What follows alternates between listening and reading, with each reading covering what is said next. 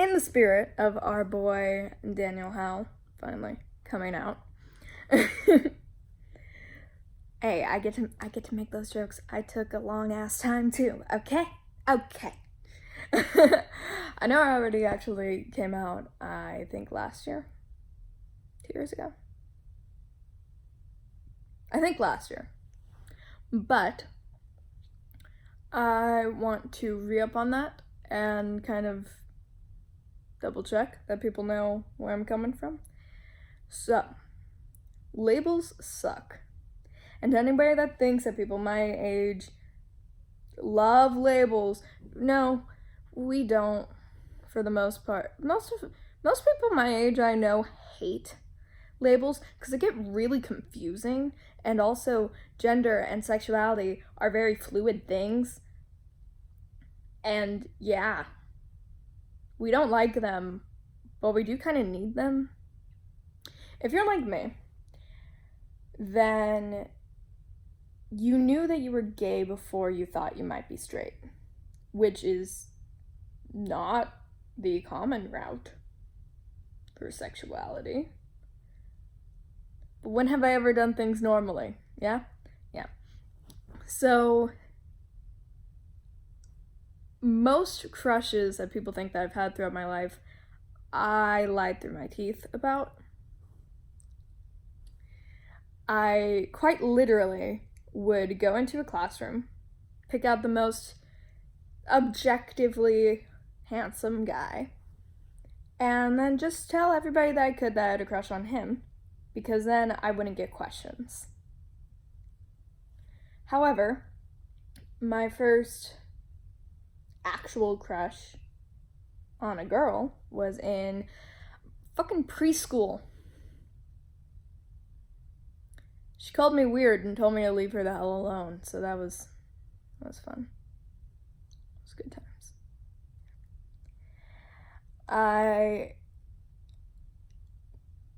At the point in time that people start going through that part of puberty, first off, I blocked out the whole sexual awakening bullshit part of puberty for a long time.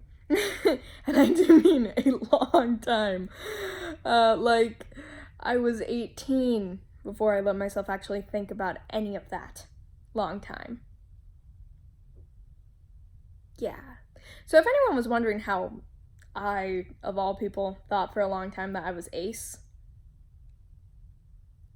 there you go. Because when I was 10, I had a dream about a female classmate. And I woke up and went, oh shit, I'm gay.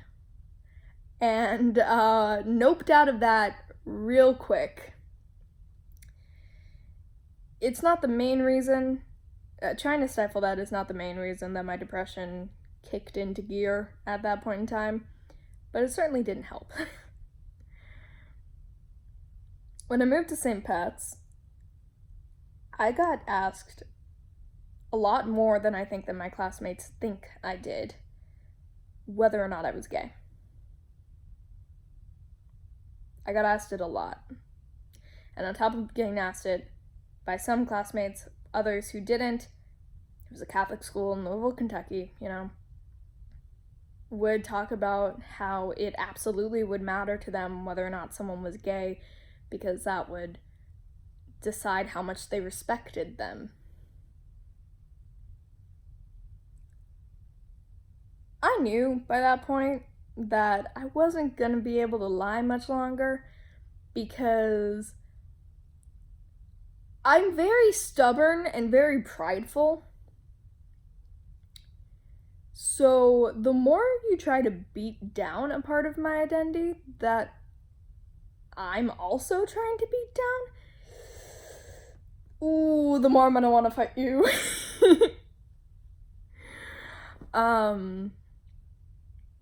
But I still didn't have a word for it. I only knew the words gay and straight, and when I was 14, I had my first legitimate crush on a guy. So that complicated matters. Because up until then, the only crushes I'd had that I didn't kind of force on myself were on girls. and the only, like, physical attraction I'd felt were towards girls. I was completely convinced I was, like, 100% gay. Then this bitch shows up in 8th grade, and I'm just like, oh, cool. Alright, I'm having fun here. I'm having fun. Yeah, it's great. So, now I was completely lost and back at the point of going, oh cool, so I'm just broken. Quite literally. From 10 to 14, the best word I had to describe me with my sexuality, with my mental health, with everything about me was broken. Which isn't good. Then one night I was on Tumblr, and a YouTuber that I watched, it wasn't like a YouTuber I was a huge fan of, but I've always been a huge fan of the group that he's in, came out one night on Tumblr as pansexual. I'd never heard of that before, so I looked it up, and for the first time in my life, found queer resources that weren't just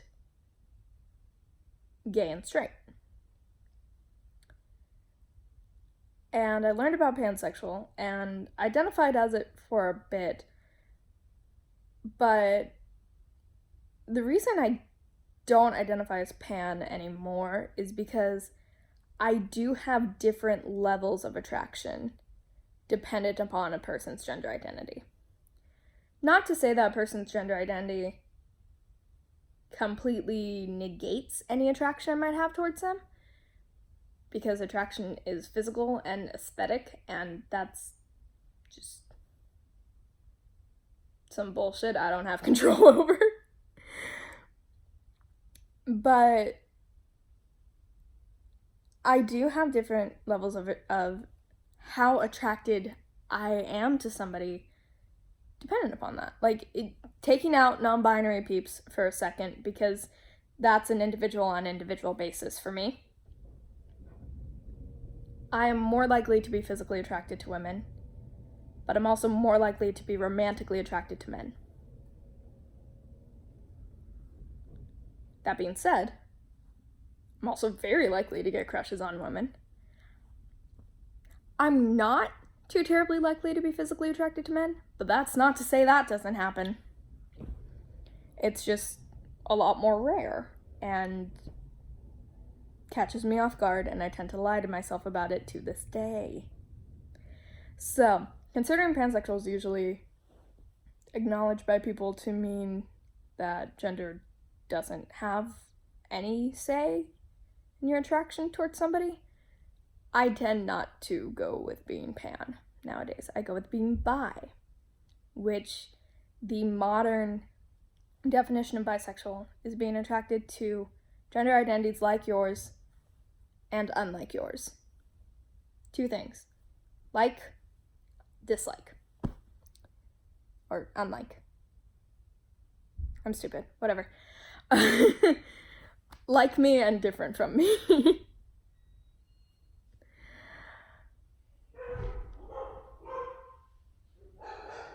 Hello, pups. So, all of that said,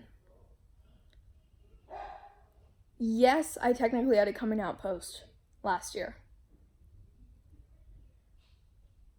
But here's something that will probably hurt the feelings of my family a little bit. No one I am friends with didn't know. I've been openly bisexual since 9th grade at Assumption. I've been openly bi, or at least pan, since I lived in Kentucky. And I'm fairly certain no one I went to school with in California thought I was fully straight either. what actually scared me was the Catholic relatives and the stereotypes and all of that. But yeah, as for gender identity, much shorter story. I am perfectly content being female. I don't like when I'm called a woman or included with women and stuff like that. If you're splitting it male or female, just leave me in the middle, please, because I'm very uncomfortable. But for all intents and purposes, I'm perfectly fine being female. If you know what demigirl is, that's close to it, because basically what it is that I'm 90% female and 10%. Oh god, sometimes I really want to cut these things off and just exist. Just exist. And being called a female, being called female is fine, but being called a woman makes me uncomfortable sometimes. But yes. Pronouns wise, I don't give a shit. She, her, they, them, I'm fine with.